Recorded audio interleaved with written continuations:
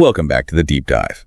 Today we are undertaking a truly delicious mission, mastering the linguistic and social ballet of fine dining in English. It sounds simple, doesn't it? Right. But it's a challenge that is deceptively easy. I think most people who speak English at, say, an intermediate level, maybe A2 or B1, they think they've got the restaurant experience covered. Right. You can get a table, order food, pay, and leave. They can execute that basic transaction. But what our sources reveal is this massive gap between that kind of functional communication and true C1 advanced mastery. And what's the difference there? It's the ability to strategically curate the entire dining experience, not just participate in it, but actually shape it. Okay, so let's unpack this journey. Yeah. The source material we're looking at today really outlines this experience as having two very distinct levels of language. Part one is what they call the essential toolkit A2B1 level. Mm-hmm. This is the foundation. It really is. The Yeah. essential toolkit is the bedrock. It's what eliminates anxiety. It's purely, functional. So just getting the job done. It lets you walk in, get a table, order your food, and pay the bill without any real stress or significant misunderstanding. It's survival language, but I mean that in the best possible way. Because it provides confidence. It provides confidence and efficiency. You can walk in knowing you'll be okay. And that initial goal, just functioning without panic, that's a huge step for any language learner. But as you said, we're aiming a little higher today. We are. We're moving into what the sources call C1 Advanced Mastery, which seems to fundamentally shift the goalposts. It's a complete paradigm shift. It really is. C1 is not about function anymore. It's about strategic leverage. Leverage. Yes. It's about social nuance, cultural understanding. We start passively accepting what happens to us in the restaurant, and we start actively optimizing every single one of those interactions. We use language to shape the outcome. So the mission for you, our listener, is not just to communicate. It's to upgrade your conversational skills to strategically master this entire social dance of dining out. Turning a simple meal into something. Into a sophisticated, curated experience. And that profound difference is really captured here. The sources say A2B1 language is transactional. It focuses on clarity and, courtesy to achieve a goal. But C1 language, that's relational and strategic. It focuses on using softeners, specific vocabulary, and context-aware phrasing to build rapport, signal that you have discernment, and subtly negotiate better service. So it's the difference between just being served and being treated like a preferred guest. I love that distinction, transaction versus relationship. Okay, let's dive in and build that foundational structure first. Part one, the A2B1 Essential Toolkit. The basics. Yes, we need clear structure, ruthless efficiency, and, as you said, non-negotiable courtesy. The journey begins, really, the moment you step inside. The sources we looked at emphasize that the initial greeting is surprisingly weighted by nonverbal communication. That makes sense. It's the universal entry point. Before you even say a word, you need to make eye contact. And deliver a genuine warm smile. It sounds so simple, almost cliche, but that positive nonverbal signal instantly sets a good vibe. It communicates that you are friendly, approachable, and happy to be there. And that subconsciously affects how the staff views you from the very first second. You're investing goodwill up front. Absolutely. So now, linguistically, you need to know who you're looking for and where they are. You're looking for the host, or sometimes the hostess, though host is now the universally preferred term. Right. And they'll be at the host stand or the reception area. So you've located the right person. Now we need the core request. Our sources identify this one sort of magic phrase that is both efficient and perfectly polite. And it couldn't be simpler. It really couldn't. What is it? It's just a table for number, please. That's so beautifully concise. It gives them the what and the how many in the clearest possible terms. No ambiguity. If you're a party of 4, it's a table for 4, please, if you're dining solo. A table for 1, please. You just swap out the number. And that tiny word, please, at this foundational A2B1 level, it's absolutely critical. You can't skip it. You cannot skip it. It instantly transforms what could be a command, I need a table, into a courteous request. Skipping it signals impatience or even brusqueness, which is exactly what we want to avoid. We're going for a stress-free, friction-free interaction. Exactly. So assuming there's space, you'll then get a positive reply cue from them, something direct. Yeah, you'll hear something like, right this way, please, or certainly follow me, please, and that's your cue. Just follow their lead and get seated. Functional success achieved. But, life is rarely that easy, especially at popular spots. True. So we need to handle pre-planning, and this introduces the key vocabulary: reservation. Right. In the U.S., you make a reservation. But outside the U.S., especially in the U.K., you might hear this referred to as a booking. Same concept. So the host will inevitably ask that essential question. Do you have a reservation? And if you do, you need a phrase that gives them the information they need to find you in their system as efficiently as possible. And the precise required phrase for that is, yes, I do. The reservation is under the name, your name. Okay, so that little phrase, under the name, that's the crucial linguistic cue here. It is. They are listening for that exact phrase to quickly pull up your details on their screen or in their book. It's all about immediate identification. It minimizes their search time. Exactly. And what if you didn't book? Right. What's the graceful way to handle that? You don't need to apologize excessively or, give a long story about why you didn't. A simple, direct answer is the most courteous and efficient. So just. No, we don't. That's it. And that's when the conversation might turn to what they call the wait. Right. A wait just means the restaurant is full and you'll have to join the queue. The staff will give you an estimated time. You'll hear variations on, the wait is about 20 minutes or... It should be approximately half an hour. Understanding that estimate is key because now you, the diner, you have the power. You have two perfectly graceful options to choose from. Option 1 is acceptance.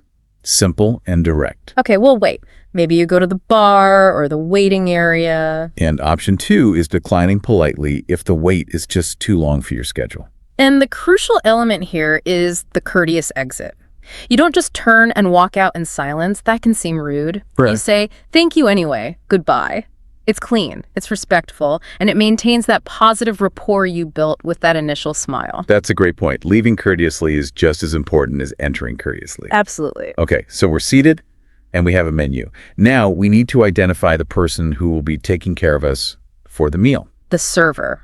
And it's really worth underlining that server is the universally safe, gender-neutral term. Good to know. Yeah, we'd recommend sticking with it, even if you sometimes hear the older terms, waiter or waitress, being used. They'll bring the menu, and now we need the gold standard ordering phrase that just works for everything. Okay, what do the sources recommend? They highly recommend this one versatile linguistic anchor for polite ordering, I would like, which in quick conversation almost always contracts. To I'd like? I'd like, exactly. It's incredibly versatile. I'd like the salmon, please, or I'd like a glass of your house red, please. It's clear, it's polite, and it expresses desire without being a demand. And the sources also point out an excellent alternative that's just as polite and common. Yes. For example, can I have the soup of the day, please? The main point for the foundational learner is just to master one or two of these structures. And then you're covered. You are linguistically covered for the entire ordering process. Okay, now let's fast forward to the end of the meal. It's time to pay. And this is where we encounter that infamous vocabulary split, depending on your geography. The check versus the bill. Right, so if you're in the United States, you ask for the check. And if you're in the UK, Australia, or many other places, you ask for the bill. Knowing which term to use it's a small but important marker of cultural awareness. But first, you have to get your server's attention. Yes, and please avoid shouting or snapping your fingers. That's a huge no-no. Nonverbal cues are key. What should you do? You establish eye contact, give a slight nod, or you can gently raise an open hand just a little bit from the table. A good server is trained to read those signals and will approach you. And once you have their attention, the request itself should be short, direct, and courteous. Just the bill, please. Or, excuse me, can we have the check, please? Both are perfectly functional and polite ways to conclude that transaction. So we finish, as we started, with courtesy, the graceful exit. Yes. Before you leave, make sure you offer one last sincere thank you to the server or maybe the host on your way out. A simple thank you, that was lovely, or... Everything was delicious, something like that. Exactly. It just ensures the interaction ends on a positive relational note. Okay, that completes the ATB1 toolkit. You now have the functional confidence to handle any basic restaurant scenario stress-free. But now, we pivot. We do. We're leaving that foundation behind and moving into C1 Advanced Strategy. We're upgrading the entire approach from just a simple transaction to a performance. This is where we stop thinking about what we must say to survive and start thinking about what we should say to optimize. Right. C1 fluency means every word is chosen strategically for its effect, its nuance, and its ability to shape the social dynamic. Now, this sounds exciting, but it also sounds potentially risky. If you try too hard to be sophisticated, you could end up sounding, I don't know, pretentious. That's the danger. You're absolutely right. The key, as our sources suggest, is subtlety and strategy. The sophistication lies in the finesse. Okay, so let's look at the first strategy. Strategic reservations and using what the sources call linguistic softeners. Right. The mindset shift here is crucial.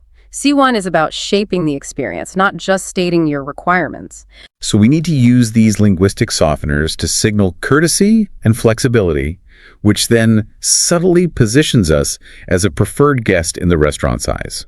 Let's compare the blunt versus the strategic approach. The basic A2 request is something like, I want a table for 2 at 8 p.m. It's a demand. It's very direct. It's framed as a simple statement of fact. Now, the C1 strategy employs the classic softener, Which is, I was hoping to book a table. I was hoping. Let's break that down because the grammar there is really interesting. It's the past continuous tense. It is. I was hoping. Why is that so superior? Well, because using the past tense suggests that this desire is ongoing, but it also implicitly acknowledges that the ideal outcome might not happen. I see. It makes the request inherently less demanding than I want. It signals that you respect their capacity and their constraints. That is brilliant. It manages expectations preemptively, and then we can add another layer of flexibility on top of that. Yes, if you say a table for 2, perhaps around 8, that little phrase, perhaps round, shows accommodation regarding the time. You're not rigidly fixed on 8.00 on the dot. Exactly. You sound reasonable, flexible, and easy to deal with, which is exactly the impression you want to make on the staff who are handling the bookings. Okay, so how do we use this C1 strategy to curate the physical space? Moving beyond just passively accepting whichever table they give us. You need to move beyond, I want a table near the window. You use more aspirational, descriptive language. For a specific location, you might say, we'd love a table with a view. It's so much softer than I want. It is. And for something more intimate, you can use higher level vocabulary that suggests you know what you're looking for. For example, You might request a quiet nook, which implies a secluded corner, or a specific booth if they have them.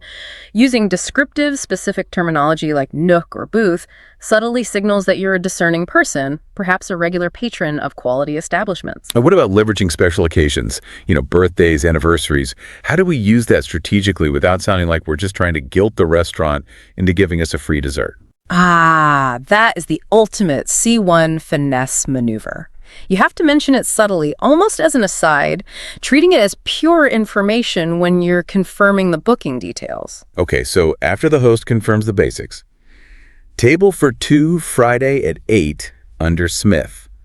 You add it almost as a parenthesis. You might say something like, I should probably mention, in case it makes a difference to seating, it's actually a special occasion for us. We're celebrating our anniversary. Let's analyze that. The key phrase there is, in case it makes a difference to seating. Yes. You haven't actually asked for anything. You haven't said, give us the best table, but you've clearly signaled the importance of the evening.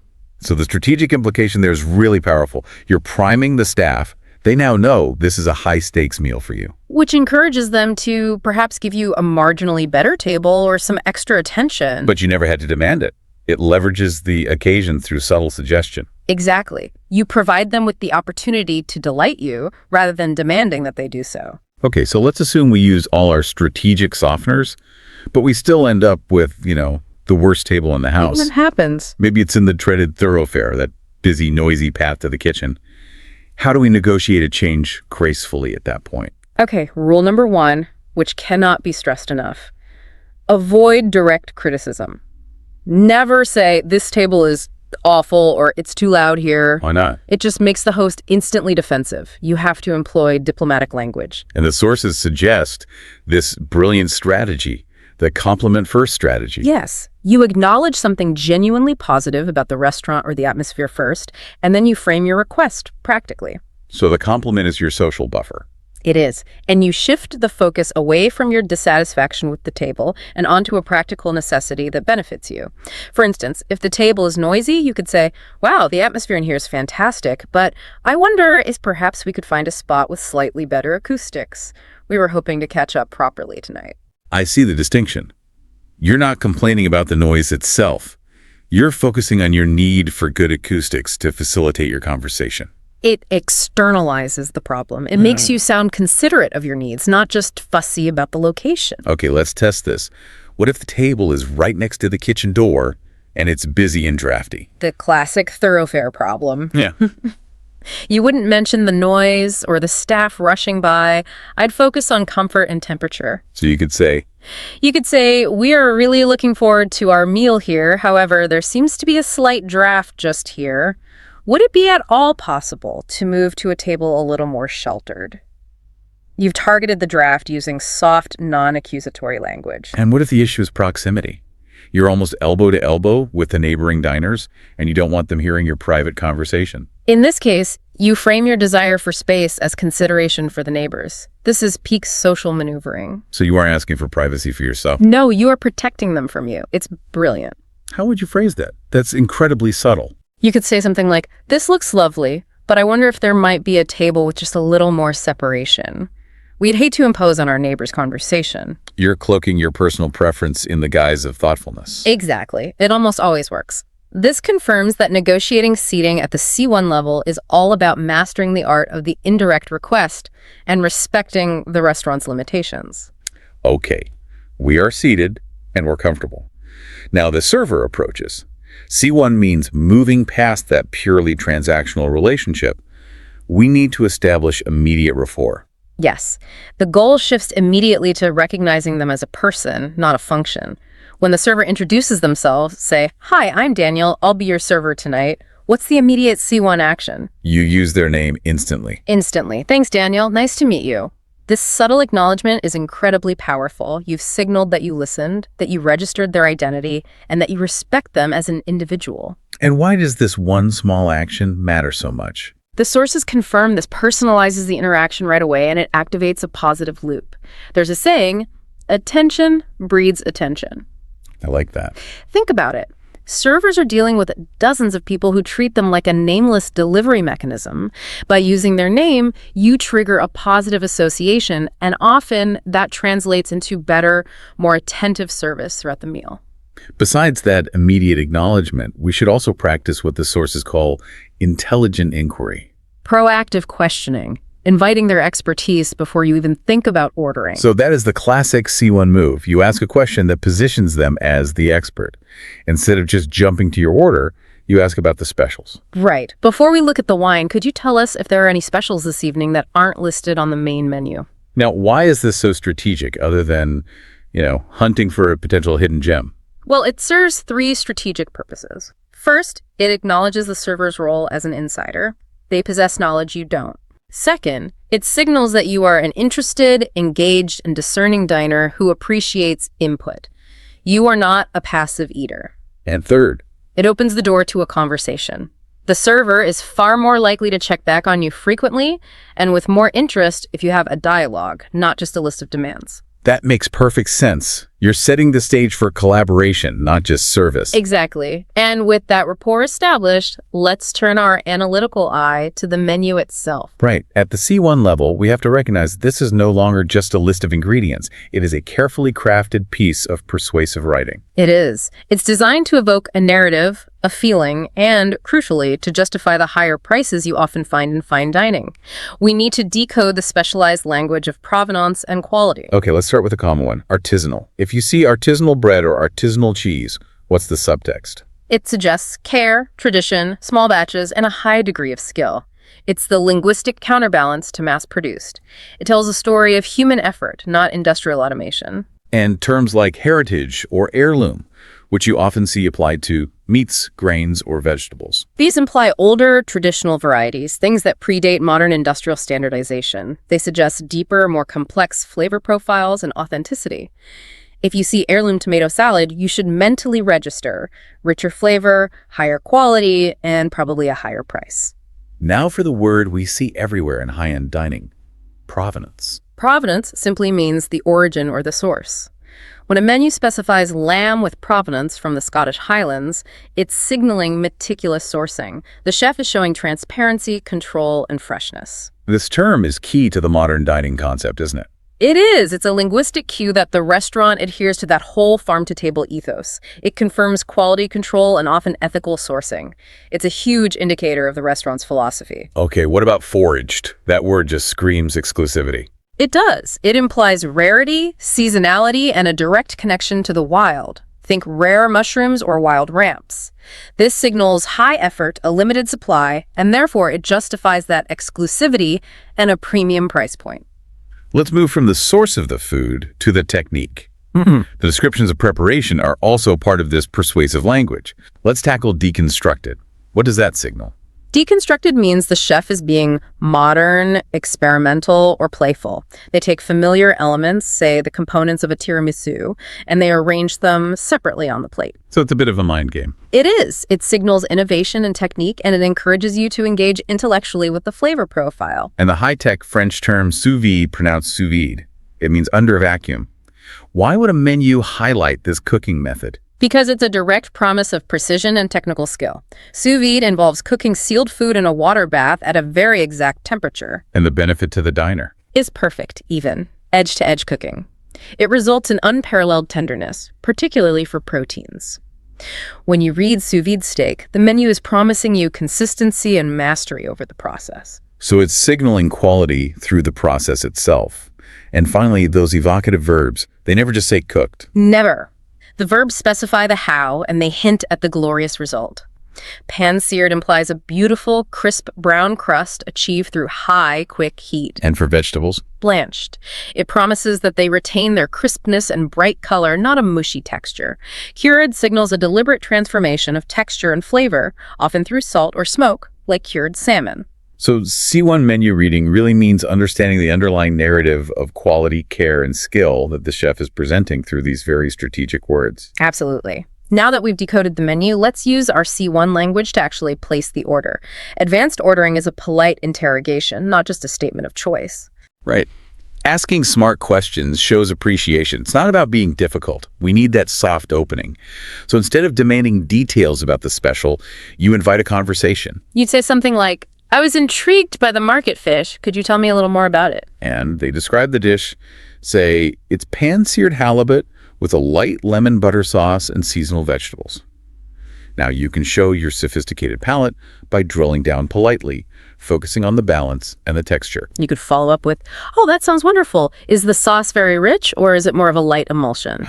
Using the word emulsion, that's a technical culinary term for a stable mixture of two liquids that don't usually mix, like oil and water. Like in mayonnaise or hollandaise. Using that word signals that you understand flavor chemistry. It shows you're thinking about the complexities of the dish, not just the basic flavor profile. Now for the tricky part.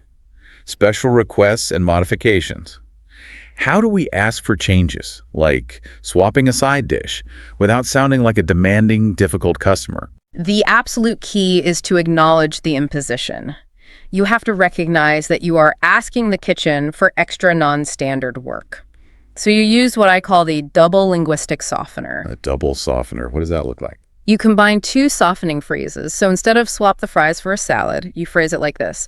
I was wondering, would it be an imposition to substitute the fries for a side salad? That is peak politeness. I was wondering, is the first softener making the request sound tentative? And then using the word imposition is the second. It shows your awareness that this is extra work for the staff. I see. And then there's the classic British softener, which uses polite exaggeration. Yes. Would it be terribly difficult to perhaps get the sauce on the side? You are politely apologizing for the effort you are asking them to expend. It works remarkably well across cultures as a sign of consideration. And what about genuine dietary needs, like severe allergies? Safety is paramount, but how do you frame it collaboratively? You position the server as a safety guide and a collaborator. You are asking for their help, not issuing a warning.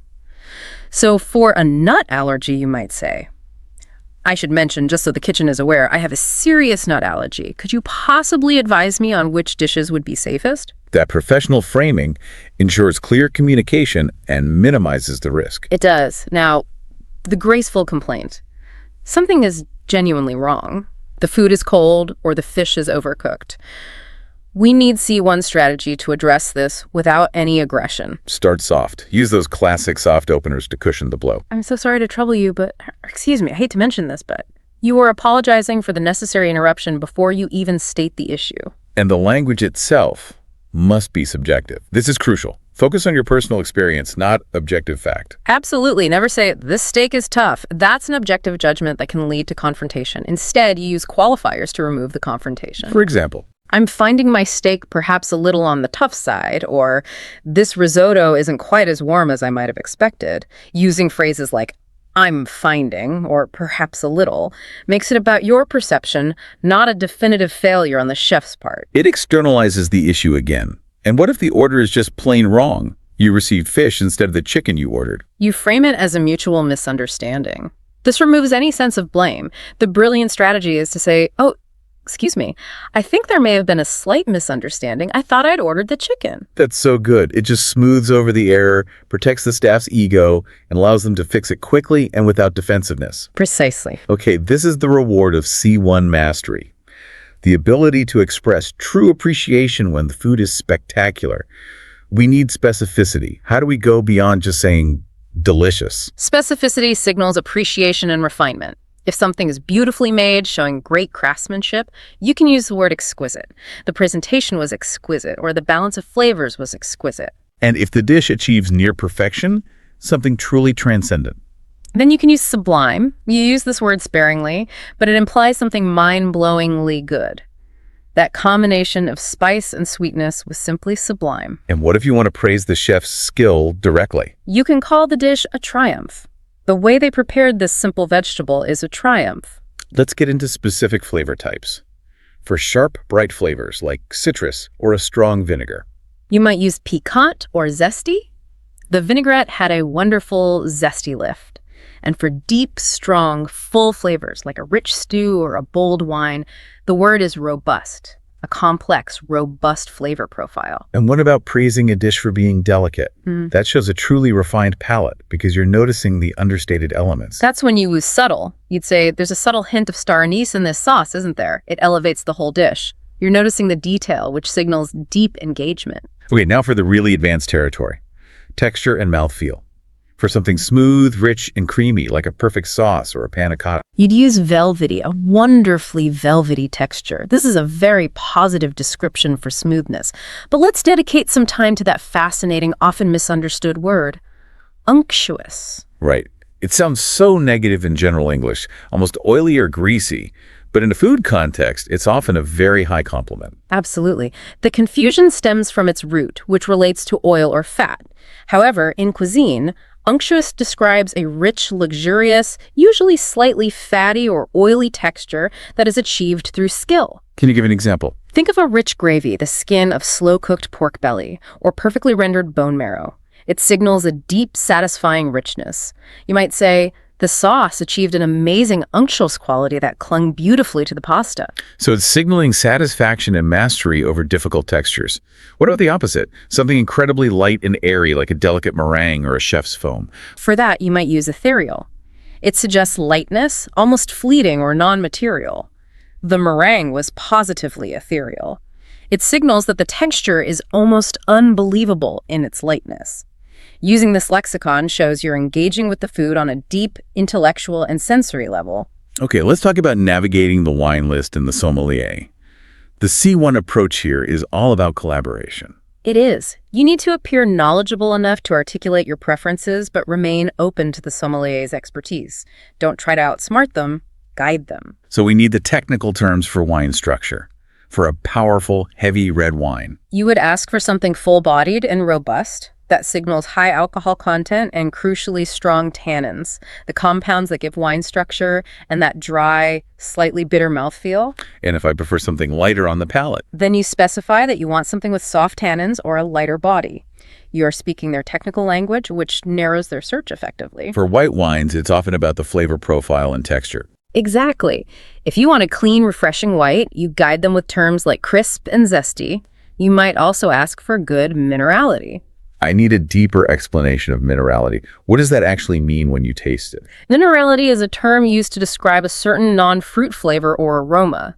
It's often reminiscent of wet stones, chalk, or flint.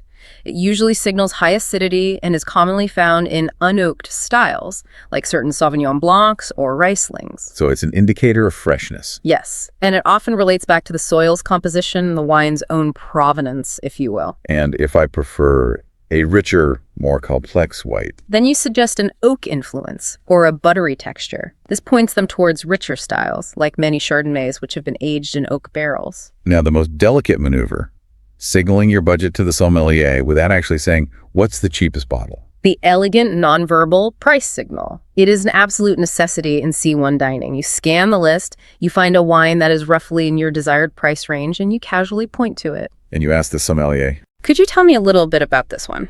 And that's the signal. That is the signal. A skilled sommelier instantly reads it. They register the price point of the wine you chose, and their subsequent recommendations will magically cluster around that budget. It allows for discrete budget control. It does, and it avoids any awkward back and forth about cost. It's effective, respectful, and very C1. So the wine is selected. They pour that tiny bit in your glass. The tasting ritual. What is the true purpose here? Because I think a lot of people get this wrong. They do. This is often misunderstood, even by seasoned diners. You are checking solely for fault. You are not checking to see if you like the vintage or the producer. You are checking specifically if the wine is corked. And what does corked mean exactly? What am I looking for? It means the wine has been contaminated, usually by a chemical compound called TCA found in the cork. It gives the wine a very distinctive, unpleasant smell like wet cardboard, a musty basement, or moldy newspaper. If it smells clean and fruity, you accept it. So the process is a quick swirl, a quick sniff, maybe a tiny sip to confirm there's no fault. If it's fine, what's the cue to them? A simple nod and a quiet, "That's lovely, thank you." That is the professional signal for them to proceed and pour for the rest of the table. Okay, the meal is over, the wine is finished. How do we signal that we are ready for the bill without resorting to, frantic waving or aggressive gestures? You start with subtle, nonverbal cues, deliberately placing your folded napkin on the table, closing the menu completely, and then catching the server's eye with a soft nod. This signals readiness. And then the polished verbal request, using soft language and a natural phrasal verb. Instead of a demanding statement, you make it a polite question. Whenever you have a moment, we're ready to settle up. Settle up, that's the key phrasal verb. It is. It's common and polite for concluding payment. It respects their timing. Now for the payment dance, especially if one person intends to treat the others, this is pure social ritual, isn't it? Absolutely. The payer needs to signal their intention clearly. So they would say, They'd say, "Let me get this," or "This one's on me." But then the other person has a social obligation to protest, even if they want to be treated. and that protest has to be mild, not aggressive. Something like, "Oh, are you sure? We can split it." Exactly. And then the host must insist to complete the cycle of generosity. They use that crucial phrase that frames the generosity as non-negotiable. Which is, "No, honestly, I insist. It was my pleasure." and this leads to the vital step for maintaining equilibrium and balancing the social scales, the promise of reciprocity. Absolutely. The person who is treated must immediately follow up with, "You absolutely must let me get the next one." This phrase shifts the obligation from a debt of money to a future social agreement, keeping the relationship balanced. And if you genuinely need to split the bill, You avoid complexity, keep it simple and direct with the server. "Could we split the bill evenly, please?" Or "Could we have the bill split into 3? okay, finally, the dreaded tipping gratuity minefield. You have to read the bill carefully, as customs vary so wildly by country. You need to look for the key phrases. Right. If the bill explicitly states, "Service charge included," the tip is already added, usually a fixed percentage. So theoretically, no more is needed. And if it says service is not included, A tip is expected. In the United States, 15 to 20% is the baseline expectation, depending on the quality of the service. and the most ambiguous one, discretionary service charge has been added. Discretionary means optional. They've added it for convenience, often 10 or 12%, but you have the right to ask for it to be removed if the service was genuinely poor. But most people don't. Most C1 diners will pay it to avoid awkwardness unless the service was truly abysmal. Knowing you have the right to remove it is the power. Okay, bill paid, social harmony maintained. The final positive impression is key. You don't just vanish. You offer one last sincere compliment to the host or your server as you leave. Thank you so much. That was a truly wonderful evening. It reinforces the positive relationship you strategically built throughout the evening. It reinforces the perception of you as a valued guest. Precisely. So there we have it. We've journeyed from that foundational A2B1 toolkit, the necessary language for functional confidence, Wow. all the way up to the C1 level strategic performance. We move from simply surviving a transaction to actively shaping the dining experience. And the difference is palpable. C1 mastery is about moving beyond eliminating anxiety and towards optimizing the interaction. It allows you to curate the evening, build genuine rapport, show appreciation with a connoisseur's lexicon, and handle inevitable issues with grace and diplomacy. It fundamentally changes how you are treated. Your choice of words transforms you from just another customer into a valued participant or a collaborator. A discerning guest whose input is taken seriously, precisely because of how you communicate that input. It's the linguistic strategist at the dinner table. Which brings us to a final provocative thought, something for you, the listener, to carry with you beyond the table. Lay it on us. If we accept that in these C1 dining scenarios, nearly every single word, from the menu terms like provenance or unctuous, to your strategic phrases like, I was hoping to, or would it be an imposition, is chosen consciously and strategically to tell a story, negotiate, or achieve a preferred outcome. Right. It's all highly conscious strategic persuasion. Then how does recognizing this conscious strategic use of language in the relatively low-stakes environment of a restaurant change how you might read any persuasive writing or communication you encounter? Ooh, that's interesting. Whether it's a political speech, a marketing email, or a business proposal, are you now going to start looking for the strategic underlying script everywhere, recognizing that the words are chosen not just for clarity, but for effect? That is profound. You're suggesting that mastering the language of the dinner table actually trains us to become better critical readers of the world around us. Constantly looking for the hidden motivation behind the words. Indeed. Look for the strategy. Well, thank you for guiding us through this elaborate social ballet today. Hopefully, these insights will make everyone's next dining experience a strategic triumph. I hope so. Thanks for joining us for this deep dive. Until next time. Welcome back to the deep dive. If you joined us for part 1 of this journey, you'll remember we were really focused on the mechanics of the restaurant. That's right. We were talking about, how to talk to the host, how to manage the menu, the actual language you need to interact with your server. The basics. The basics, exactly. Right. But today, we are going to pivot sharply. We're going in a completely different direction because the greatest challenge in dining, it turns out, doesn't involve the staff at all. It's good to be back, and that pivot is absolutely essential. We're moving from, let's say, functional logistics, that's a level B2 skill, to true social intelligence. Which is what? C1 level mastery? That's it. This is where the restaurant experience stops being about the food and becomes this high-stakes social arena where your ability to connect or to lead or even just to defer is being judged instantly. Exactly. And the difficulty level just spikes, dramatically when you realize the person you're trying to impress or just connect with is sitting directly across the table from you. Right. It could be anyone. A potential investor, your fiance's intimidating father. Oh, that's a tough one. It's classic. Or maybe a key new hire. This environment, it's like a psychological crucible. We're calling this the social ballet. It is. It's a performance. Yeah. It really is. And your choices in ordering and how you converse, even how you pay, they're all critical signals. If you are the one inviting a guest, you are not just providing a meal, you are, in effect, conducting a finely tuned social experiment. So our mission today is to equip you with the advanced strategies you need to master the social ballet. We're focusing entirely on professional and personal signaling, how to demonstrate competence and, build rapport efficiently. In this context, the food is, as you said, it's almost secondary to how you execute the performance. The ultimate success metric for this deep dive isn't a clean plate. It's a solidified connection. And our source materials, we've drawn from etiquette guides, corporate training manuals, and a lot of cross-cultural research. They give us 3 main areas to focus on. Okay, so first, we're going to dive into the high-stakes environment of the business lunch.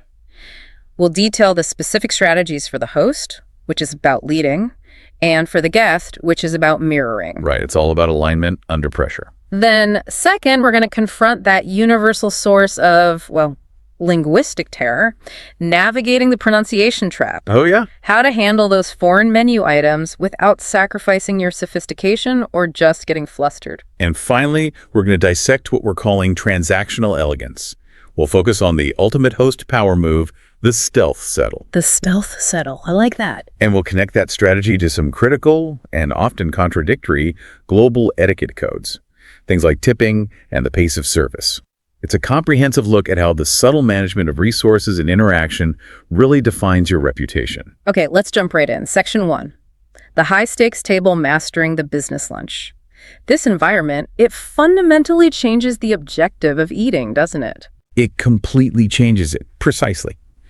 If you are meeting for business, the calorie count is irrelevant. The information exchange is everything. Everything. Every detail, the choice of restaurant, the time of the reservation, the speed of the service, and crucially, the efficiency of ordering, all of it is a professional signal. So let's start with the person who's in charge. Yeah.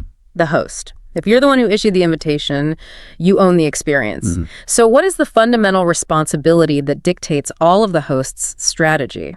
The golden rule for the host is leadership. But specifically, it's leadership designed to remove cognitive friction from the guest.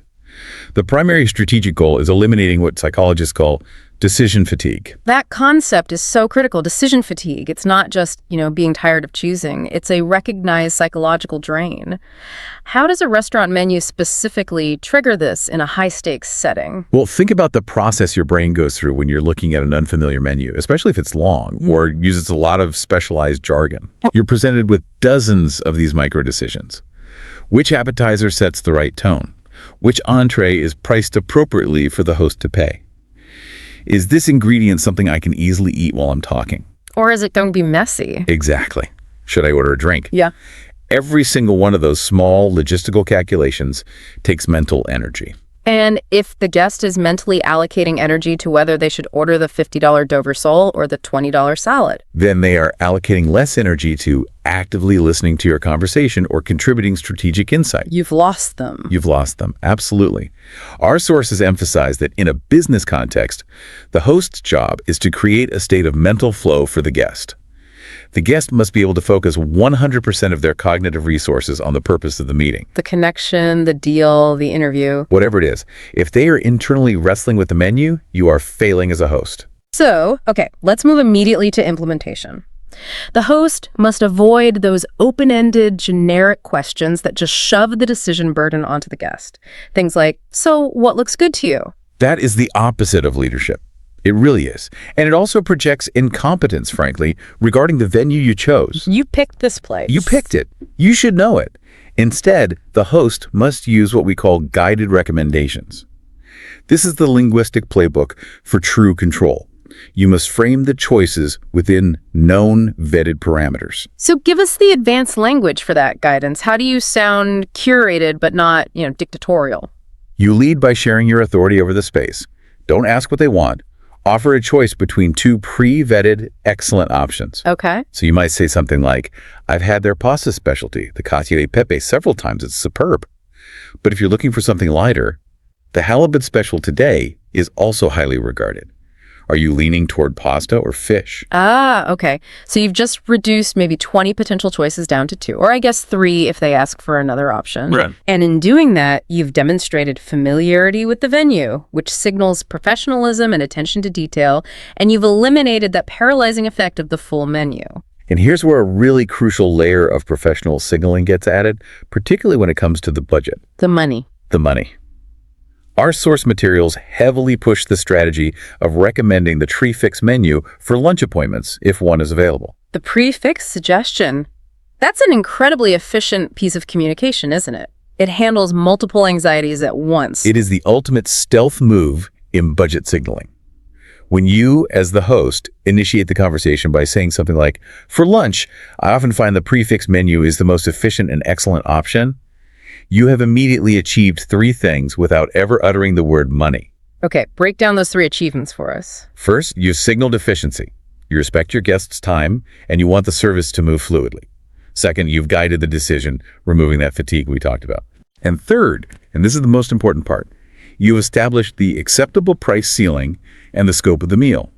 The guest instantly understands the boundary. They get it. They understand that ordering a triple appetizer, an entree, and the most expensive bottle of sparkling water would just completely violate the social contract that the host's lead established. Precisely. This signals financial intelligence and control. It shows that while you are generous enough to pay, you are also disciplined about managing resources. This is a vital signal in any professional relationship where the host is implicitly demonstrating their leadership style. But what if the guest interprets this as, well, as stinginess? Is there a risk that suggesting a preset menu makes the host look cheap?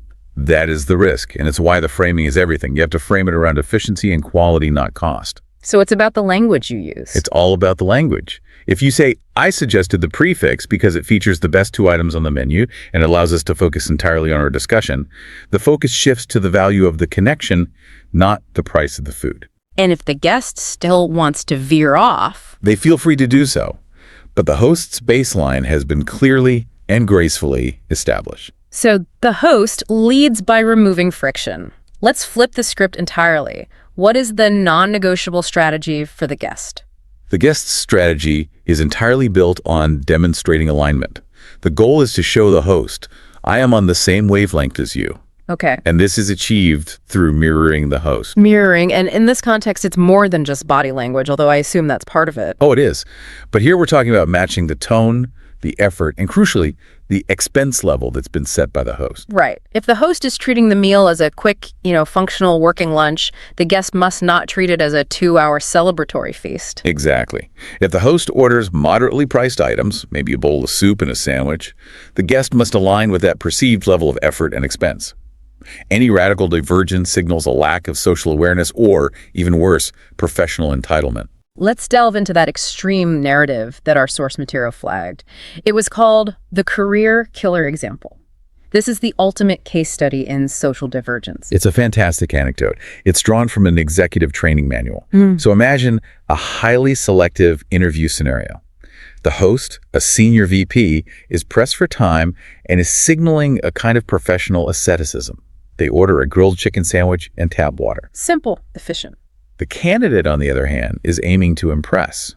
They believe they should order something memorable, something perhaps expensive. And the tragic choice. The candidate orders the daily special, which just so happens to be lobster thermidor. Oh no. And maybe they pair it with an expensive glass of wine or a martini. The social disaster just unfolds immediately. What is the host thinking in that moment? The host is processing 2 immediate signals.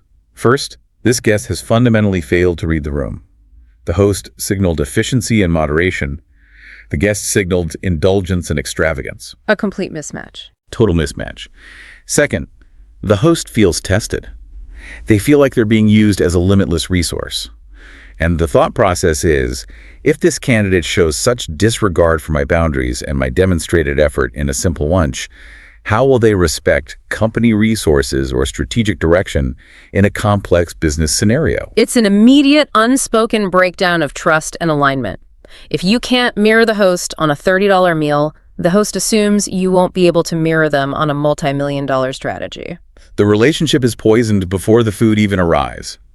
Therefore, the guest must use language that explicitly demonstrates deference and unity. So let's nail down the linguistic execution here. What are the specific aligning phrases a guest should use?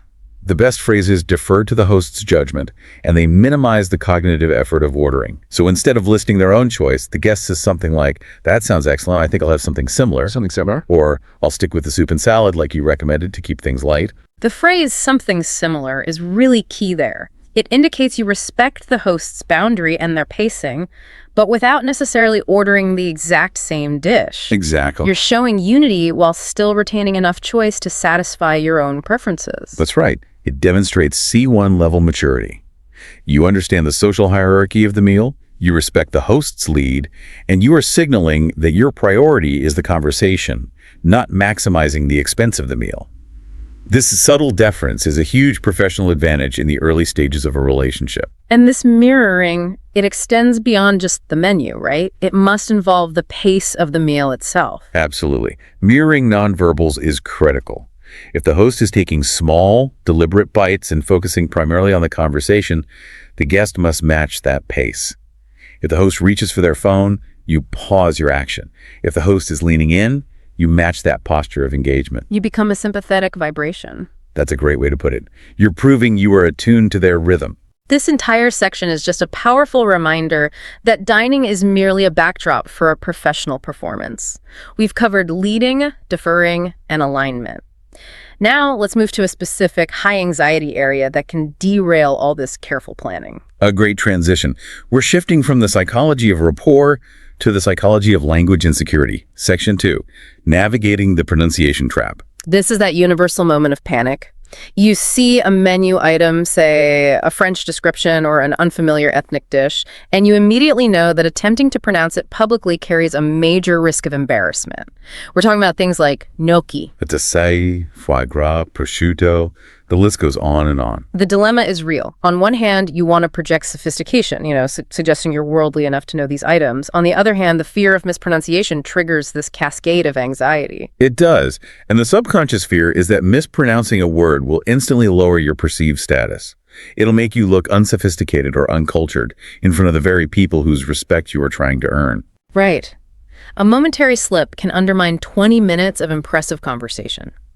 The image of the composed professional is shattered by a fumbled attempt to say ceviche. So, the C1 strategy must overcome this anxiety by transforming the potential liability into a rapport-building asset. Okay, let's analyze strategy 1, the confidence pivot. You suggest taking ownership of the mistake before it even happens. That's the core technique. It relies on self-deprecating humor, but it has to be delivered with absolute confidence. Humility disarms social judgment. By acknowledging your potential linguistic deficiency first, you steal the power of the air. So you're not just admitting a gap, you're demonstrating the security that's required to ask for help. Precisely. Only a truly secure person can admit ignorance in a high-stakes setting. The delivery, I assume, is paramount here. It is. You must maintain eye contact with the server and offer a genuine smile.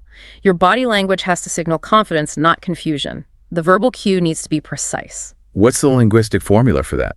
The winning phrase is something like, I'd really love to try this dish, the one with the braised short rib, but I know I'm going to butcher the pronunciation. Could you possibly set me straight on how to say it properly? And then when the server says the word, you repeat it back immediately. Boeuf bourguignon, thank you. Let's break down the psychological effectiveness of that phrase. I'm going to butcher the pronunciation. It works for several key reasons. First, the self-deprecation lowers the social barrier. It creates an immediate, friendly connection. You are humanizing yourself. Right. Second, by asking for help, you are elevating the server's status from a mere logistics provider to a cultural expert. You're collaborating with them. And that collaboration aspect is so often overlooked, they become invested in your success. Precisely. It creates immediate rapport. And third, by repeating the pronunciation back, you instantly cement the correct usage. You've gone from ignorance to competence in a single charming exchange, leaving a positive impression on both your guest and the server. It's an elegant display of learning in real time. That's a really strong offensive move. But let's consider the other situation. What if the restaurant is absolutely slammed, the server is clearly too busy for a language lesson, or maybe the general atmosphere is just too formal for this type of casual admission? We need a graceful fallback. Absolutely. That is strategy 2. Describe and point. This strategy entirely eliminates the linguistic risk by substituting the name of the dish with its physical and ingredient identity. So how do we execute describe and point without looking like we're pointing rudely or just, grunting at the menu? You have to be articulate, even in the absence of the proper name. The focus must shift immediately to the dish's recognizable core ingredient and its physical location on the menu. So instead of grappling with, say, patatas bravas or miso cod, you focus on the undeniable.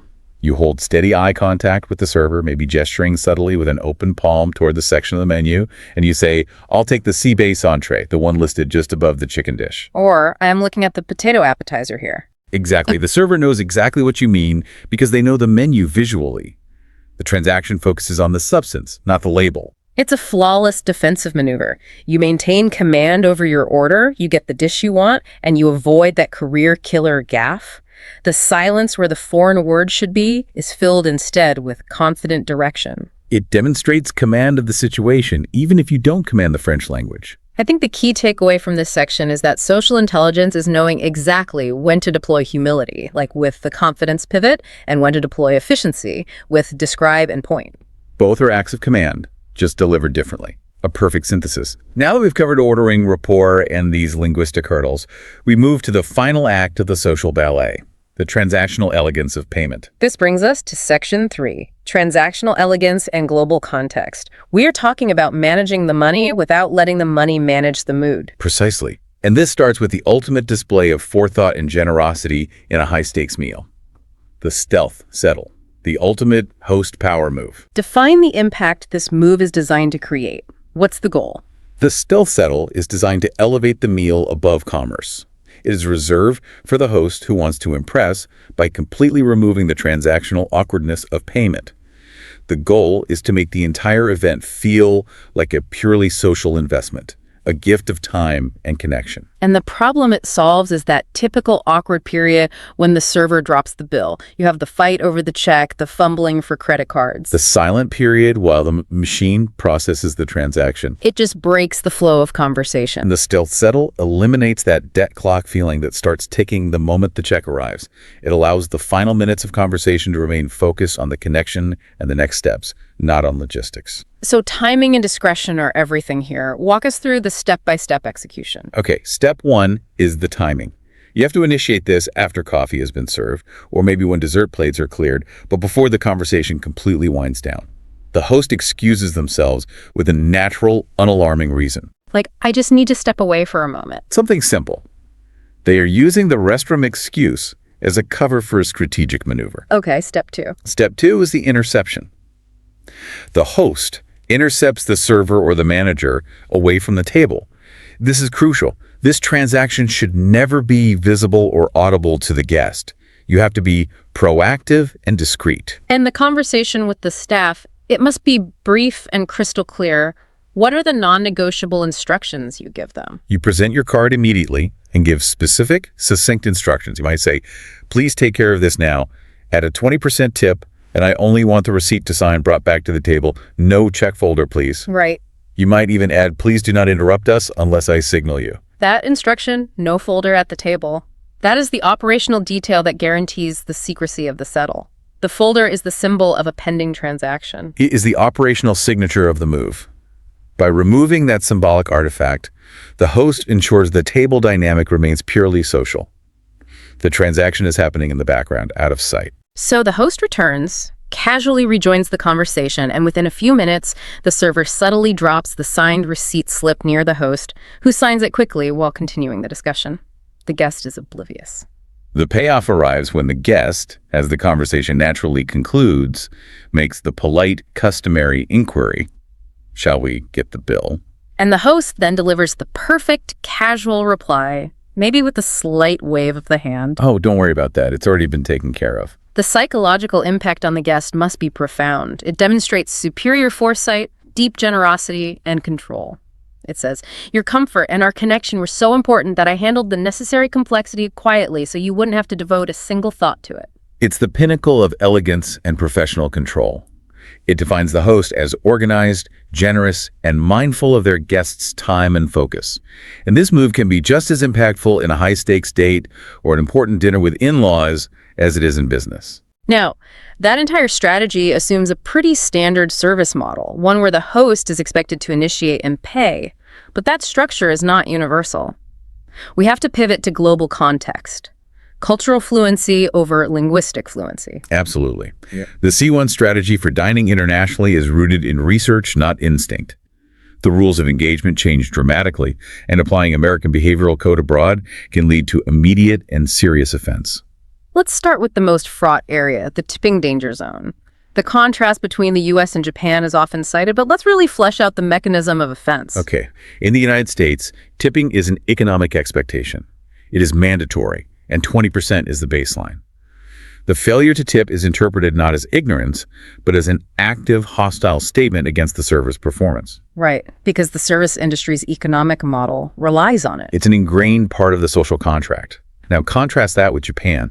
If you attempt the same gesture of generosity leaving cash on the table, perhaps as a tip, you are signaling something opposite to respect. You're implying that the server's wages are insufficient and that they need charity. This undermines the professional pride in their service. So the server's work ethic and the quality of their service are considered sufficient, and the cost of that excellence is just built into the menu price. That's correct. Our sources include these amazing anecdotes where Japanese servers have chased a tourist down the street to return a small amount of cash, genuinely thinking the guest had forgotten their change. Wow. They find it deeply embarrassing and insulting to have their professional integrity questioned by a monetary handout. And the nuance gets even trickier across Europe and other parts of Asia. What about countries where tipping is neither mandatory nor insulting? Look at many parts of Western Europe, like France or Italy. Tipping isn't mandatory, but it is appreciated. However, the American 20% norm is considered excessive. So what's the local custom? It's usually to round up to the nearest euro or two, or maybe leave 5% if service was exceptional. Leaving a stack of cash is flashy and, frankly, unnecessary. And then we move to places like China and South Korea, where tipping is often strictly forbidden, culturally or legally. In those contexts, tipping can be confusing for the staff and might even get them in trouble with management, especially in state-run or highly formalized service environments. The gesture of gratitude must be linguistic, a sincere thank you, or based on returning to the establishment, not transactional. So the C1 diner has to understand that gratitude has a different currency globally. You must check the local code every single time. Beyond payment, let's discuss the pace of the meal, which is defined by the server's decision to drop the check. We're calling this the check drop code. This is a major source of frustration for travelers because the code is often perfectly inverted between cultures. In the U.S. efficiency model, the server often presents the check preemptively. They bring it before you even ask. Why? Because the goal is efficiency and maximizing turnover. Time is money, and the server is doing their job by signaling that the social contract of eating is nearing its end, gently urging the guest to vacate the table so the next party can be seated. It is an act of efficiency, not rudeness. It's fulfilling an economic duty. Now, contrast that with the cultural priority of lingering, as you see in many Mediterranean or Latin American countries, France, Italy, Spain, Argentina. In these cultures, the meal is often seen as the beginning of an extended social period. The time spent after eating, it's known as la sobremesa in Spanish, is often considered the most important part of the entire socialization. So bringing the bill unprompted Is interpreted as profoundly rude. It's akin to kicking the guest out. So the waiter is intentionally leaving you alone to facilitate that lingering. The service excellence is defined by abscess, not presence. Exactly. And the American traveler falls into the misread code scenario. They become increasingly agitated, convinced they are receiving terrible, inattentive service because the waiter hasn't checked on them or brought the check. Meanwhile, the waiter is consciously practicing the height of European politeness, leaving the diners in peace to enjoy their conversation for as long as they wish. It is a total cultural disconnect based on fundamentally different values, efficiency versus connection. To initiate the end of the meal in these lingering cultures, the diner must explicitly break the code by asking for the bill. And what are the best ways to signal that request without being loud or rude? You need to be deliberate. In French, you might ask, l'addition, s'il vous plaît. In Spanish, la cuenta, por favor. But the nonverbal signal is often sufficient. You must make direct, sustained eye contact with the server and perform a clear, globally recognizable writing motion with your hand. The little signing in the air motion. That's the one. Or simply the sign of a small rectangle being held. You must conduct the ending yourself, signaling that you are ready to transition from social indulgence back to logistical necessity. And this extends beyond just the payment timing, I imagine. Oh, absolutely. Consider the custom of shared plates. In many Asian cultures, sharing dishes is mandatory, a sign of family and unity. In some more traditional European or American fine dining settings, sharing a plate can be seen as slightly uncivilized or too casual. The C1 diner researches these subtleties beforehand. Or even the seating arrangement. A huge one. In Asian business dining, the seating arrangements are highly formalized. The highest-ranking person always faces the door, demonstrating the most strategic positioning. Sitting incorrectly is an immediate sign of disrespect or ignorance of the social hierarchy. The complexity is staggering. It is, but the lesson is clear. Every rule we discuss for the U.S. business lunch leading, mirroring, the stealth settle is only functional within its cultural context. Mastery requires understanding the local value system first. Okay, we've covered a tremendous amount of ground today, moving from microlinguistics to macrocultural fluency. It all synthesizes into one core concept: the ability to execute the entire meal as a seamless performance. It's about proving that your priority is the quality of the connection, not the logistics of the transaction. Let's quickly recap the main threads for our listener. We started with the high-stakes table, defining the host's primary duty as eliminating decision fatigue through guided recommendations. Which cleverly sets the budget boundary, like suggesting the prefix option. And we noted the guest's counter strategy, mandatory mirroring to demonstrate professional alignment, and avoiding that career killer example of radically diverging from the host's tone and expense level. Then we conquered the linguistic anxiety of the pronunciation trap. We presented two powerful strategies: the confidence pivot, where we ask for help with that charming self-deprecation, or the graceful fallback of describing the core ingredient while pointing to the menu location. And finally, we mastered transactional elegance with the stealth settle, the discreet act of paying the bill away from the table, ensuring the check folder never breaks the social flow. And we used that as a pivot to understanding those inverted cultural codes of tipping mandatory in the US, insulting in Japan, and the speed of service, which is fast in the US, but slow and lingering in Europe. So, synthesize the core lesson for us one last time. Why do these dining details matter so much? Because they prove social intelligence. The food, the wine, the location, these are all superficial. What matters is the demonstration that you are capable of controlling complex variables and understanding nuanced human psychology under pressure. Language and behavior are simply the tools you use to deliver that intelligence. So the goal redefined is not I ate food, but I created a strong positive connection by proving my attention to detail and social competence. That is the C1 outcome. And now for a provocative thought to leave you with, one that builds directly on the mechanism we studied today. The stealth settle proves that the successful management of hidden logistics dominates positive perception. Right. The guest only experiences the seamless end result, not the complexity of the payment process. Exactly. So the question is this: if mastering dining requires deep knowledge of hidden logistical and cultural codes that vary dramatically, where else are you relying on instinct when you should be relying on research? A great question. Consider your professional life. Negotiations, meetings, complex team structures. How many of the obstacles to your success are not technical problems, but rather failures to correctly read the hidden codes of power, deference, and value that are specific to that environment? What other areas of life require precise performance and subtle logistical command, not just raw knowledge? Hidden codes are everywhere. And mastering them is the definition of advanced competence. That is the path to becoming the conductor of your own social orchestra. Thanks for joining us for this deep dive. We hope you feel fully prepared for the next social ballet that awaits you. Bon appétit.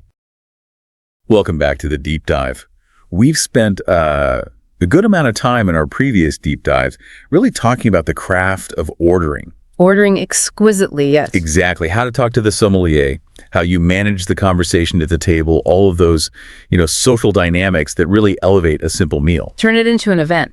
But today, we're moving past that. We're getting past this sort of theoretical perfection and diving straight into the operational reality. We're going to talk about the final, and I think maybe the most stressful stages of the whole experience. Precisely. We've talked a lot about how to build that perfect evening.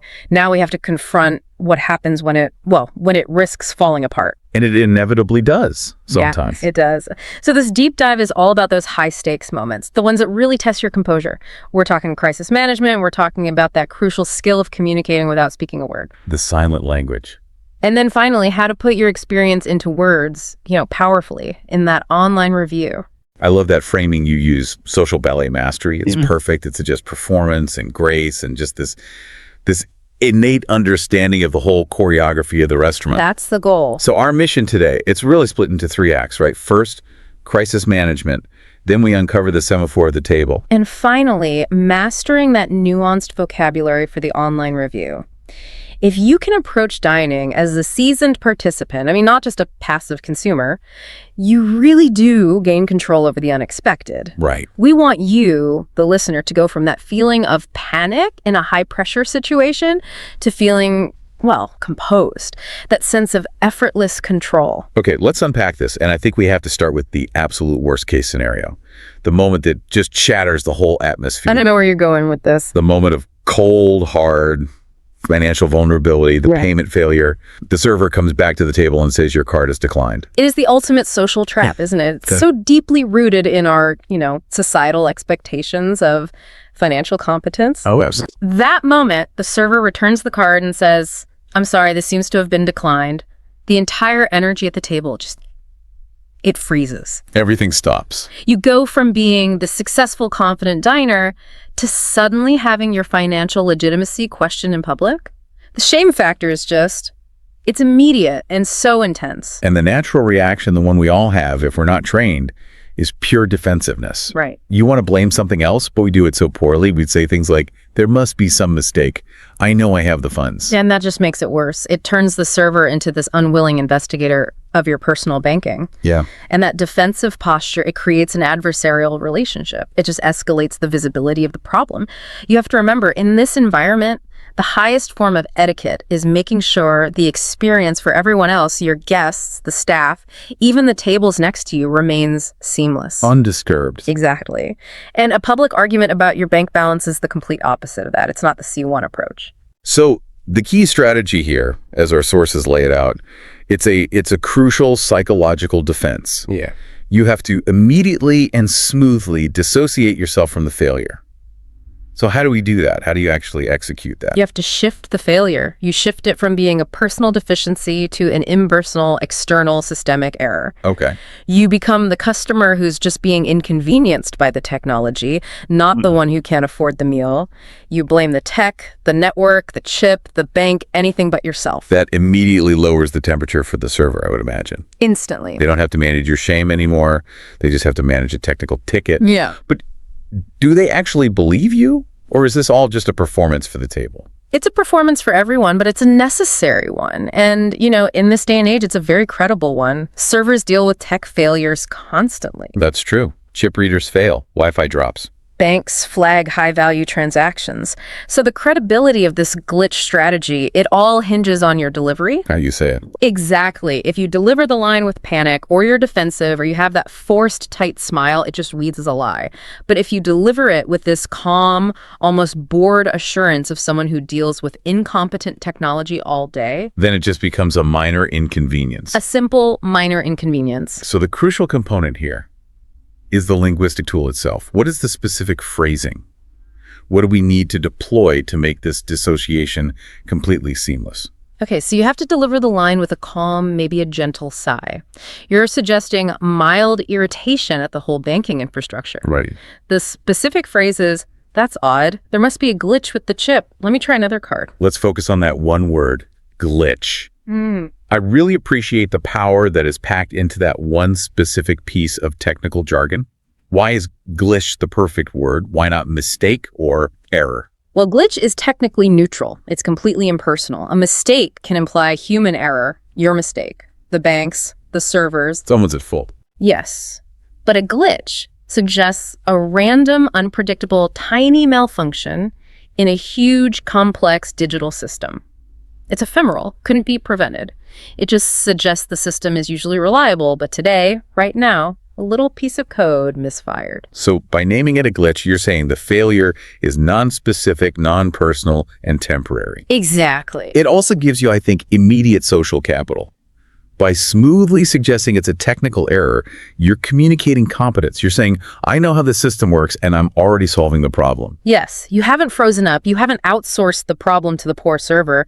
You are in control. You're performing the role of the capable problem solver. That's it. And think of the alternative, right? Stammering, arguing, digging through your wallet all nervously. The server's anxiety goes up. The conversation at your table dies. Total silence. The glitch strategy immediately puts the server in a cooperative role. They're thinking, oh, technology's so annoying. Instead of a gatekeeper role where they're thinking, can you actually afford this meal? But let's introduce a friction point here, because this is a deep dive. What if the diner doesn't look competent? We're talking about this C1 demeanor. Does the glitch strategy work for everyone? Or does it only land if you already project that aura of confidence? That's a really perceptive challenge. And you're right. If you're visibly flustered, the word glitch might sound like an excuse. It might. However, the linguistic tool is so powerful that even a slightly flustered person benefits immensely from using it. Why is that? Because it offers the server a credible narrative. It's one they can use to distance themselves from the awkwardness. It's a socially acceptable script. Even if the server suspects the true issue is financial, they are professionally bound to accept the glitch explanation because it resolves the immediate problem and lets the transaction attempt continue. So it's like a social parachute. It works regardless of your personal composure level, just because it respects the professional environment. Absolutely. It is the least disruptive path forward. Now let's look at the ultimate test. The nightmare within the nightmare. You only have one card, and it fails. The glitch strategy still works, but now you need a dignified exit. You need plan B. Right. How do you excuse yourself without admitting, I have no way to pay right now, and I am panicking? Again, we externalize, but this time we frame it as high-level sophisticated security, not just a chip reader failure. The conversation moves to the complexity of your banking relationship. Okay. You calmly state, I think my bank might have flagged this as unusual activity. A purchase of this size, perhaps. Do you mind if I step out to give them a quick call? That is an extremely sophisticated deflection. It implies that you are important enough to have these high-level security triggers on your account. Yes. The problem isn't a lack of money. It's an abundance of security protecting a successful person. It turns a crisis of competency into an inconvenience of high-level financial protection. And crucially, you ask for permission to step out. You're respecting the server in the restaurant. You handle the call or the transfer privately. This lets the table regain its composure and allows the staff to keep working without a big spotlight on the transaction. And the practical logistics here are key. If you step out, how long is acceptable before you just create a new problem? You have to be swift. If you genuinely need to call your bank, it should take 5, maybe 10 minutes, tops. If it's going to be longer, say half an hour, you must immediately tell the host or the manager that you have a complex issue and maybe offer to leave some collateral. Or have someone from your party stay. Exactly. Have a member of your party remain as assurance. But in most cases, Plan B lets you discreetly move money, call a partner, find another payment source, all while maintaining the dignity of the table. So the ultimate takeaway from the whole payment failure strategy is never let the server manage your panic or your shame. No. You manage the narrative yourself, you blame the machine, and you always move the problem out of the dining room. That is pure crisis deflection. You preserve the atmosphere above all else. Okay, let's move from financial panic to physical panic. Scenario 2. The moment of physical clumsiness. You knock over a glass of red wine. Oh, no. It's either on the tablecloth, which is embarrassing, or worse, it's on another guest, which is a catastrophe. This is where we need the mortification scale. The mortification scale is our guide for the intensity and the vocabulary of the apology. It's all structured by the level of disruption you've caused. And the key thing to realize here is you're not just apologizing for spilling something. Right. You're apologizing for disrupting their physical comfort, their appearance, and potentially costing them money. So let's start at the low end. Level 1, tablecloth damage. The wine stain is contained. Maybe it spills onto your own clothes or just the white linen. This is an inconvenience for the staff, so it requires immediate recognition, but a lower intensity apology is fine. A simple, sincere admission of fault is all you need. Something like, I am so clumsy, I'm terribly sorry. You acknowledge the error, you don't excuse it, and you swiftly hand the situation over to the server. They are equipped to handle this. They have salt, soda water. They do this dozens of times a week. Your role is just sincere regret. it's just expected collateral damage in their world, as long as you don't make it worse by trying to clean it up yourself and smearing the stain. Absolutely not. Your job stops at the sincere apology. Their job starts at the cleanup. But level 2, that's the social detonation. When you involve another person. You've moved from damaging property to inflicting a personal trauma that costs someone time, money, and dignity. The social stakes just skyrocket. You've imposed on someone else's entire evening. This is where we need that high-intensity apology. Correct. We have to elevate the vocabulary immediately to show the depth of your distress. You have to signal to the victim that you understand how severe this is. And this is where you bring out the word mortified. I am absolutely mortified. Our sources define mortified as being embarrassed to death. It feels like a very formal, almost dramatic word for modern conversation. So why is that specific, slightly archaic word the right tool here?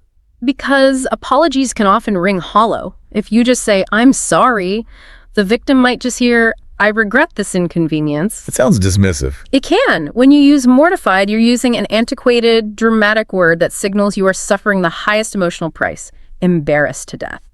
And that immediately validates their inconvenience. You're telling them, through elevated language, that you are emotionally invested in their discomfort. It acknowledges the personal toll. They're now stained, and you are suffering with them, even though you caused it.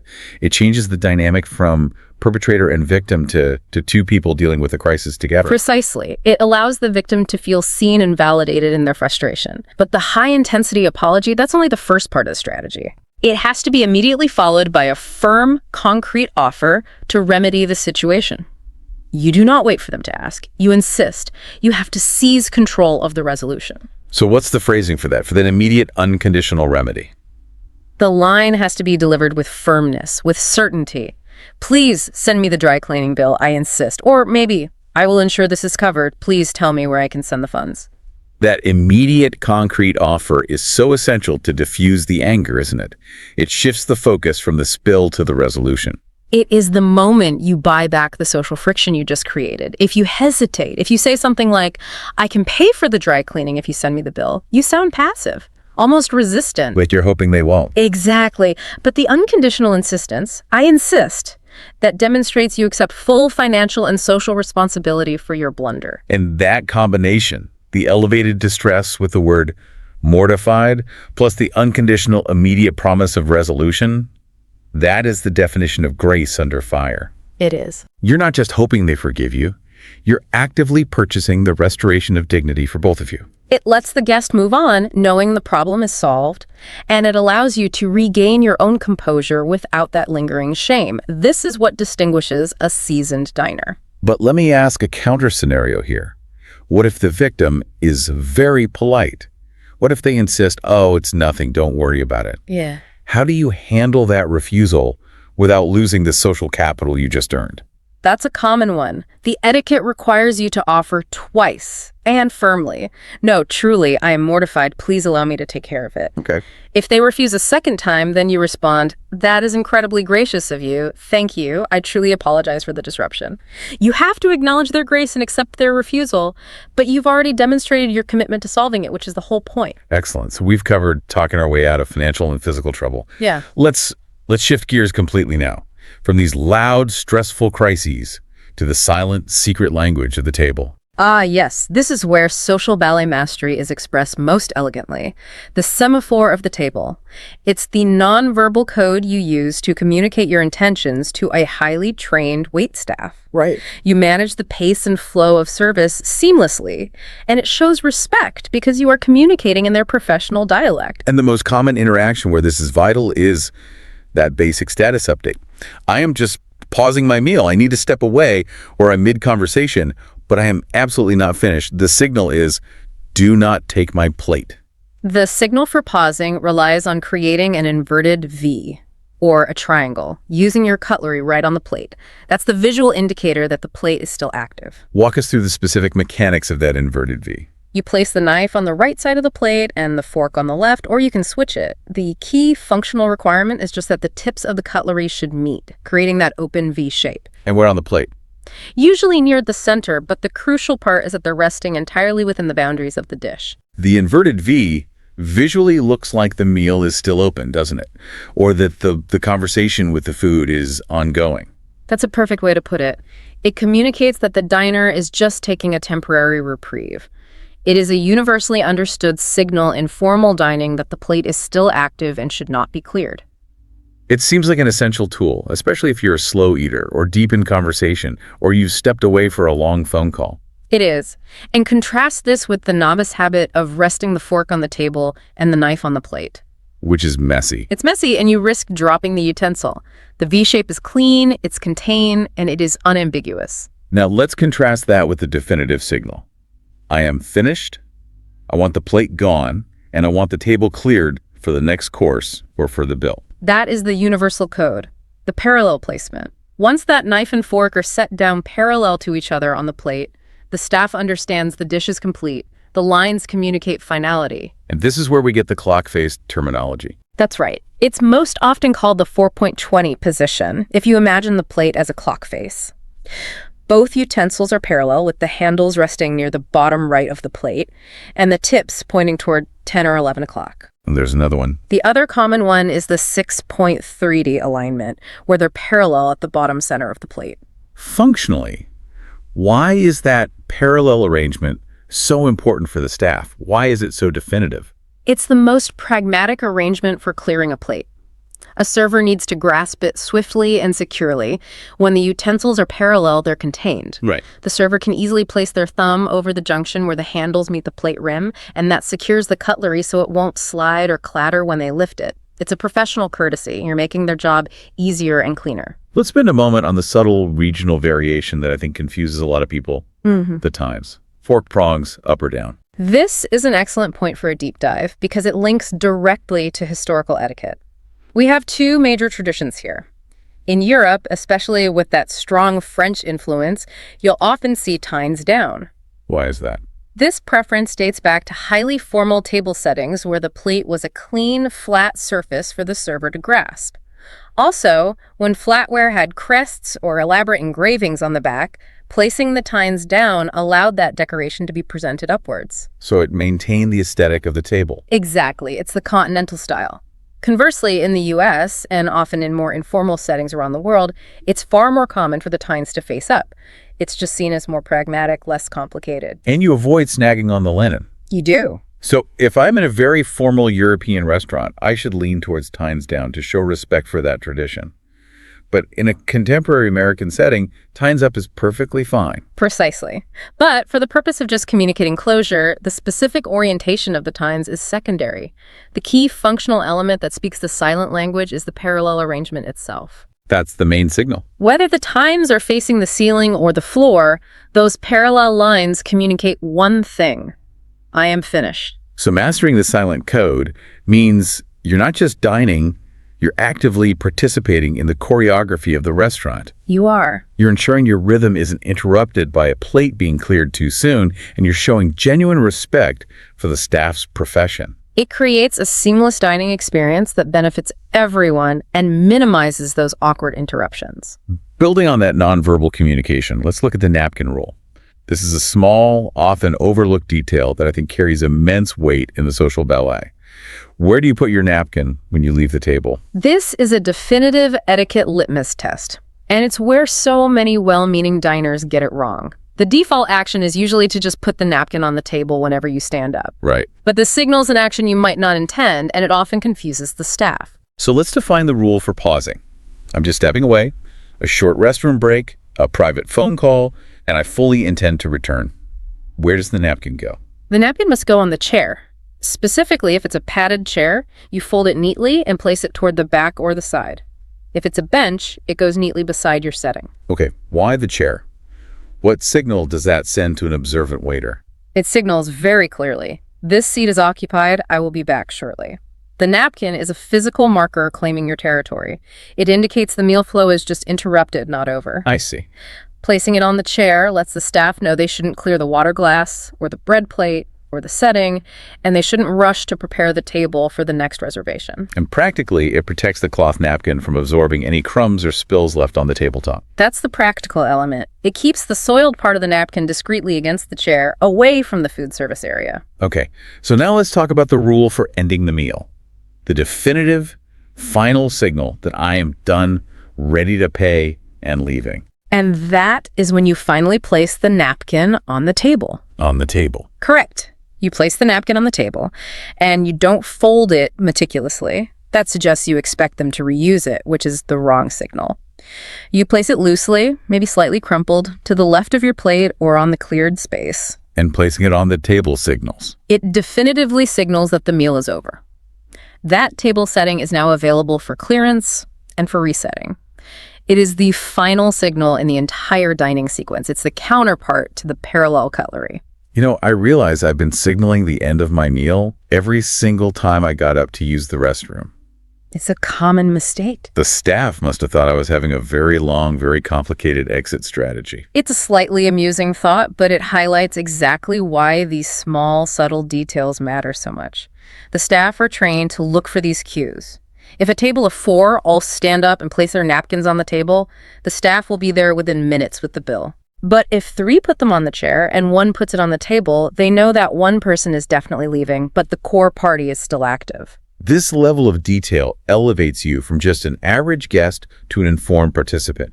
You show, through your actions, that you understand and respect the internal rhythm of the service industry. It is the difference between being served and truly collaborating with the serving staff. Okay, we have managed crises. We have mastered the silent signals. The final step is taking the whole experience home and articulating it in a way that's impactful. We're moving to the online review, Yelp, Google, OpenTable. The goal here is to practice well-written C1 English and to avoid the language of emotional anger. Yes. To elevate our criticism to a professional critique. This is why we maximize the utility of our feedback. You have to remember, management, chefs, investors, they read these reviews. A review that just screams, "I hate this place," is just noise. It's easy to ignore. But a review that provides objective, nuanced, detailed analysis, that is data that they have to act on. Nuance is always more impactful than anger. Because if you sound angry, you sound emotional. Your criticism is easily dismissed as a personal vendetta or just a bad mood. Right. But if you sound nuanced, you sound objective, experienced, authoritative. You become a valued, if stern, critic. Exactly. So let's look at 3 common critiques and how we can elevate the vocabulary to speak directly to the management team's concerns. First, the food wasn't terrible. It was cooked fine, perhaps, but it was utterly forgettable. It just lacked vision. Right. The dish had no imagination. The kitchen was just mailing it in. We need a critique that targets the conceptual failure of the menu, not just the execution of one plate. So we avoid the simple, emotional dismissal. It was bad, it tasted bland, it was boring. Instead, we use language that critiques the conceptual framework. We say, the menu was a bit uninspired. Uninspired. Yeah. That is a sharp clinical judgment. What exactly does uninspired critique in a culinary context? And why is it more potent than just saying it was bland? Well, bland is a simple fix, add more salt. Uninspired is a critique of the chef's vision, their creativity, their current commitment level. Oh, that's much deeper. It suggests a fundamental failure of effort or originality in the sourcing of ingredients, the combination of flavors, the presentation. It means the restaurant is resting on its laurels, just relying on standard formulas instead of innovation. It signals to the owner that their primary product, the very concept of the meal, is sputtering. And it also critiques consistency. If a restaurant is uninspired, it means they're doing things by rote, which eventually leads to sloppy execution. That word really encapsulates the philosophical failure of the experience. And that is the level of feedback that management actually cares about. Now, let's move on to the environment. The atmosphere was dead, the energy was low, the room felt awkward or sterile. So we avoid the vague, subjective phrases like, the vibe was weird, or it was too quiet. We go for the professional assessment. We use the term, the ambiance was lackluster. Lackluster. That word sounds so authoritative, almost like a financial analyst wrote it. What does lackluster suggest in the context of dining atmosphere, beyond just the music volume? Lackluster implies a missing energy, a missing sparkle, a failure of the designed environment to come alive. It's a judgment on the entire sensory experience. No, not just one thing. Not at all. The lighting was too harsh or too dim. The music didn't match the concept. The dynamic between tables felt empty. The temperature was a bit off. It suggests that whatever they did to inject life and personality into the room is failing. It suggests a hollow experience, which is deadly for any restaurant. It's a critique that management can use to check off a whole list of non-food elements. Soundscape, lighting design, flow, furniture arrangement. Precisely. You're giving them actionable categories for improvement rather than just complaining that you didn't feel happy. And finally, the most common critique. Yeah. Service. Not malicious service, but chaotic, disorganized, slow, inattentive service. We have to avoid making it personal. You should never say, the waiter was awful, because that can just be dismissed as a one-off personality clash. And they can solve that by just firing one person. Right.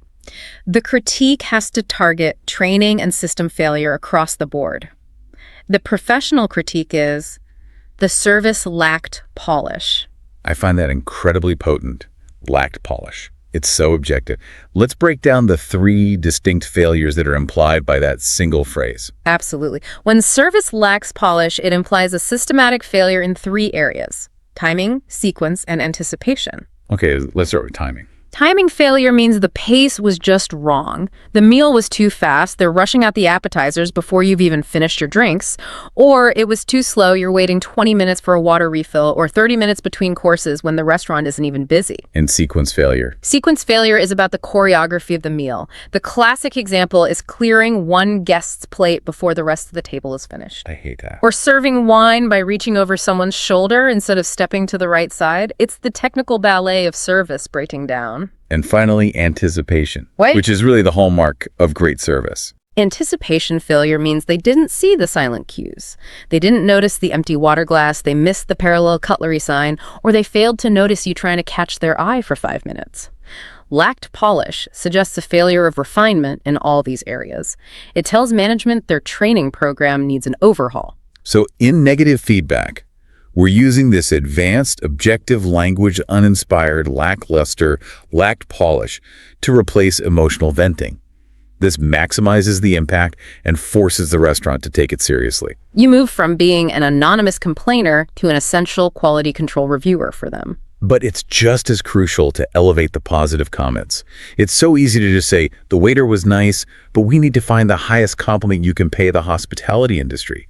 The phrasing that really captures a pinnacle performance. This is the pursuit of the holy grail phrase of service because truly excellent service is often invisible, precisely because it is done so well. Right.